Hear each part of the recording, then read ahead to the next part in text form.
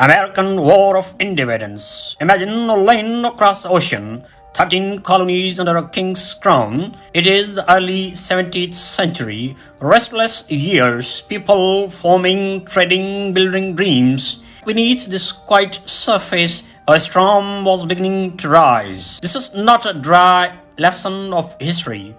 This is a tale of fire, of ordinary people becoming heroes, of voices too loud to silence. The American War of Independence, the war that shocked the world. In 765 came the Stamp Act, taxes on paper, on daily lives. Soon sugar, tea, gloss, paint, everything carried the king's heavy hands. The colonists grew restless and angry. Taxation without representation. They shouted, why to pay for Britain's faraway wars when they had no say at all? Every tax cut deeper than money. It cut into pride and freedom. The fuse had been lit quietly, and it was burning fast. On December 16, 1773, in Boston, a cold night turned explosive. 3 ships set filled with tea, symbol of British unfair rule, but rebels, dressed as Mohawks, slept abroad with pounding hearts. Chest after chest crashed into water, tea leaves floated like dark confetti. Cheers rose into the snowy nights. This was not a polite protest. This was open defiance, rebellion, and Britain would not forgive it. The king struck back in 774, punishing Boston with iron laws. He closed the harbor, sent soldiers, tightened his grip with cruel acts. But instead of breaking the people, he only hardened their spirit more. In September of the same year, leaders from colonies gathered in Philadelphia. The First Continental Congress was born. Men like Adams and Patrick Henry spoke. United, we must stand together, for divided we would surely fall. Then came April 19, 1775.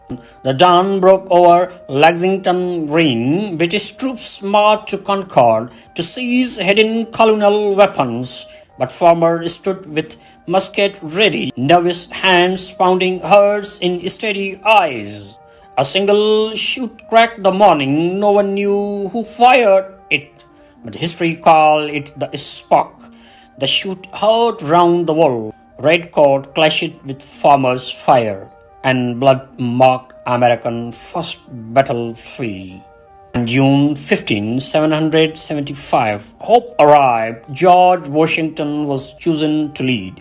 Tall, calm, dressed in simple blue, he carried no crown, no title, no resolve, only resolve, courage, iron will to guide an army of farmers. But his army was ragged, weak, no uniform, few guns, little training, but still they carried a burning dream. To fight the greatest empire alive, every man from farm to fork was now a soldier of freedom. July 4, 776, the time has come. In Philadelphia Grand Independence Hall, men signed a daring document. Thomas Jefferson's words burn like fire. All men are created equal with ink and courage. They declared no more chain of Britain crown. Bells ring through the hot summer air. Cheers rose in city streets. It was not just a rebellion anymore. It was the birth of a nation. But freedom was not easily won. The British struck with mighty armies, ships covering the endless seas. The colonists were hungry and cold, yet they fought with stubborn fire. At Bunker Hill, June 17, 1775, they provided their courage was still. Thou forced retreat at last. They made the redcoat pay dearly. Do not fire until you see the whites of their eyes, they cried. In 1777 came Valley Fog winter, the darkest chapter of the war. Men froze in ragged tents, starring, snow stained red from bleeding feet. Disease spread, hunger tore their bodies, but Washington walking among them daily. He lifted his spirits, gave them hope, refused to let the fire die with Baron von Steuben training. These men became disciplined soldiers. From broken farmers in snow, they rose into real army. By 1778, the world was watching Benjamin Franklin, witty and wise, won France to American side. French gold soldiers ship arrived, tilting the balance of war. Soon Spain and Dutch joined, turning Britain Empire into chaos. No longer a lonely rebellion, this was now a global war. The colony's dream was no longer small, it was a fire spreading worldwide. In October 1777, Saratoga roared. Colonists defeated a proud British army, and the world gasped in shock. Could farmer truly beat redcoats? Yes, they could, and they did.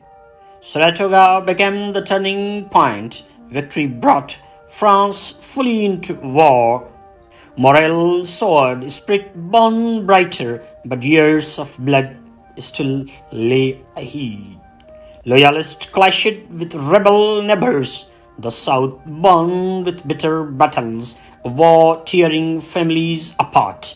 By October 1781, the end approached. British General Cornwallis held Yorktown strong, but Washington had a brilliant plan. Friendship sealed the sea behind, while American and French troops closed in. Cannons thundered for 3 long weeks. Earth shook, sky lit with fire. Finally, Cornwallis raised the white flag. On October 1970-81, the British had surrendered at last. The war was all but won. In 1783, the treaty was signed. The Treaty of Paris sealed peace. Britain recognized American freedom. United States was truly born. 13 colonies now stood united. No crown, no chain, no king.